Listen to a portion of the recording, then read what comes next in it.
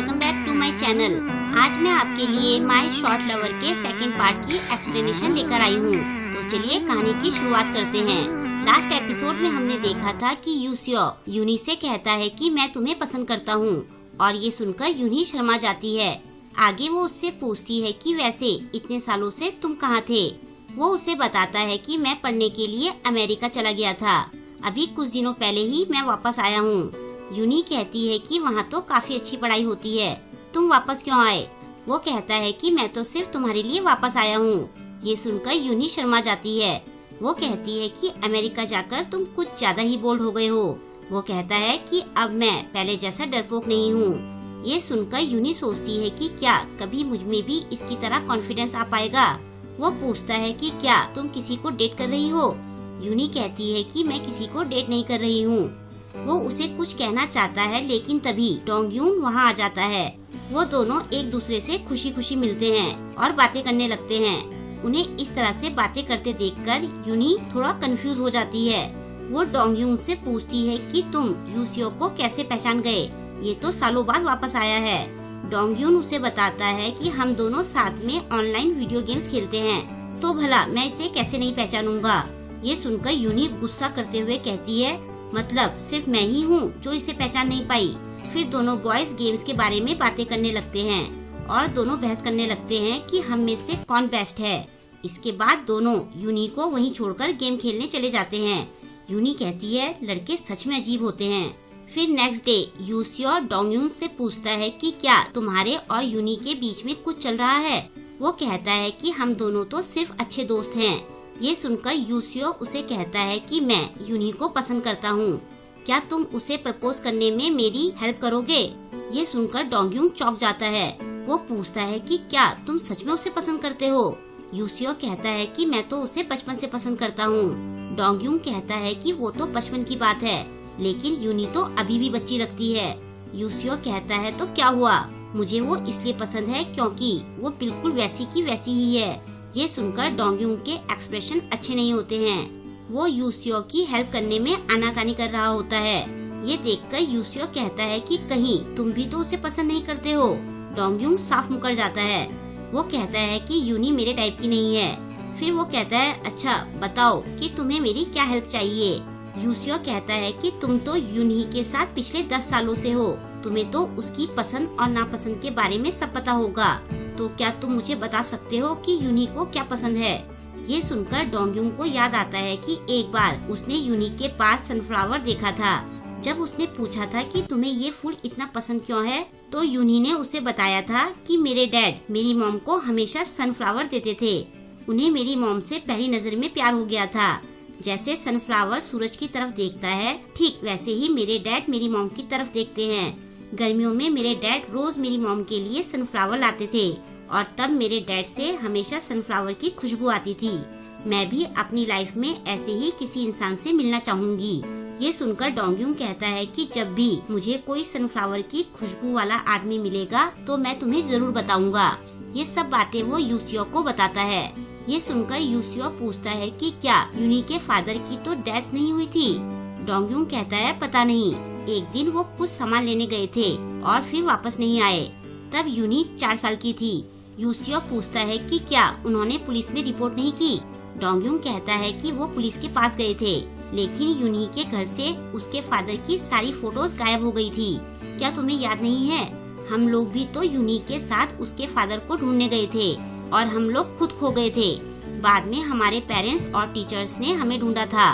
उस टाइम बहुत हंगामा हुआ था। यूसियो कहता है, हाँ अब मुझे याद आया, उस टाइम मुझे घर में बहुत मार पड़ी थी। फिर वो डोंगयून को ये सारी बातें बताने के लिए थैंक्स कहता है और वहाँ से चला जाता है। उसके जाने के बाद डोंगयून कुछ सोचने लगता है। नेक्स्ट डे यूसियो सनफ्लावर लेकर यूनी को प्रपोज करने जाता है, लेकिन बीच रास्ते में डोंगयून उसे रोक लेता है और उसे अपने साथ वीडियो गेम खेलने के लिए ले जाता है।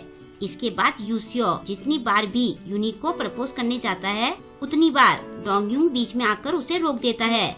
एंड में यूसियो उससे कहता है कि तुम बार बार मुझे यूनी के पास जाने से क्यों रोक रहे हो। वो कहता है कि मैं तो बस तुम्हारे साथ गेम खेलना चाहता हूँ। यूसियो कहता है, शर्म करो, तुम्हारी ऑलरेडी एक गर्लफ्रेंड है। डोंगयून कहता है, तुम मुझे ऐसा क्यों कह रहे हो। मैं तो तुम्हें बस गेम खेलने ले जाना चाहता हूँ। यूसियो कहता है अच्छा, तो फिर ये सनफ्लावर्स तुम्हारे पास क्या कर रहे हैं? ये देखकर डोंगयुंग कहता है कि तुम्हें सब समझ में आ गया। वैसे तुम्हारी वजह से मुझे अपने बारे में एक बात समझ में आ गई है। ये सुनकर यूसियो उसे पकड़कर लड़ने के लिए साइड में ले जाता है। थोड़ी देर बाद डोंगयुंग यूनी को ढूंढते हुए उसके पास जाता है। उसका फेस देखकर वो पूछती है कि तुम्हें क्या हुआ? असल में डोंगयुंग यूसियो से पिट कर आया होता है। वो यूनी को सनफ्लावर देता है। यूनी पूछती है कि तुम अचानक से मुझे ये क्यों दे रहे हो? वो कहता है कि आज मुझे यूसियो की वजह से एक बात पता चली है। यूनी पूछती है कि तुम्हें ऐसा भी क्या पता चला है? वो कहता है कि मैं तुम्हें बहुत पसंद करता हूँ। ये सुनकर यूनी चौंक जाती है। डोंगयुंग उसे अपने पास खींचकर हक करता है और तभी यूनी को ढूंढते हुए यूसियो भी वहाँ आ जाता है। वो उन दोनों को हक करते देख लेता है। यूनी डोंगयुंग को खुद से अलग करती है। वो पूछती है कि जीयून का क्या होगा? डोंगयुंग कहता है कि मैंने तुमसे अपना लव कन्फेस करा है, तो फिर मैं उसे डेट कैसे कर सकता हूँ? मैं उससे ब्रेकअप कर लूँगा। यूनी कहती है क्या तुम पागल हो गए हो? इसका मतलब तो ये होगा कि मैंने जीयून से तुम्हें छीना है। तुम्हारी गर्लफ्रेंड बनने से पहले वो मेरी फ्रेंड है। क्या तुमने उसके बारे में नहीं सोचा? डोंगयुंग पूछता है और तुम्हारा क्या तुम मुझे पसंद नहीं करती हो? वो पूछती है कि तुम्हें ये कैसे पता चला? डोंगयुंग कहता है कि मुझे ये पता है कि तुम मुझे बहुत पसंद करती हो। जब हम दोनों एक दूसरे को पसंद करते हैं तो डेट करने में क्या बुराई है? वो कहती है कि ये नहीं हो सकता है। मुझे तो लग रहा है कि ये सब एक सपना है। डोंगयुंग कहता है कि ये सब सच है। मैं सच में तुम्हें बहुत पसंद करता हूँ। तभी यूसियो आकर उसे पंच मारता है और कहता है कि तुम इसे परेशान करना बंद करो। यूनी उससे पूछती है कि क्या तुमने हमारी सारी बातें सुन ली? उसके हाँ कहने पर यूनी वहाँ से भाग जाती है। यूसियो भागकर उसके पीछे जाता है। फिर वो उसे रोककर कहता है कि मुझे तुमसे बात करनी है। वो उसे सॉरी कहती है। वो कहती है कि अभी मेरा बात करने का बिल्कुल भी मूड नहीं है। थोड़ी देर सोचने के बाद यूसियो उसे कहता है कि मैं तुम्हें पसंद करता हूँ। वो मन ही मन में सोचता है कि ये मैं क्या कर रहा हूँ। ये टाइम इस तरह की बातें करने के लिए बिल्कुल भी ठीक नहीं है। यूनी कहती है कि तुम्हें पता भी है कि तुम क्या कह रहे हो? वो कहता है कि मुझे खुद समझ नहीं आ रहा है कि मैं ये सब अभी क्यों कह रहा हूँ। यूनी उसे कहती है आई हेट यू और ऐसा कहकर वो चली जाती है। नेक्स्ट डे यूनी की क्लास की 2 लड़कियाँ उसके पास आती हैं। इन दोनों का नाम ह्यूनजी और किम सोल है। वो यूनी को कहती है कि हमने सुना है कि तुम्हारे 2 बॉयफ्रेंड है। ह्यूनजी कहती है बताओ, अब इस जैसी लड़की के भी बॉयफ्रेंड है और वो भी 2। किम सोल कहती है कि मैंने तो ये भी सुना है कि वो दोनों इसके फ्रेंड्स थे। इस जैसी लड़कियों की वजह से ही हम जैसी ब्यूटीफुल लड़कियां बिना बात के बदनाम हो जाती है। फिर ह्यूनजी कहती है अब पूरे महीने क्लास की सफाई तुम्हें ही करनी पड़ेगी। यूनी कहती है कि मैं पूरे महीने क्यों सफाई करूं? तो किम सोल कहती है क्योंकि ये हम कह रही हैं। ह्यूनजी भी कहती है कि ये मत सोचना कि तुम्हारे 2 बॉयफ्रेंड होने की वजह से तुम बच जाओगी।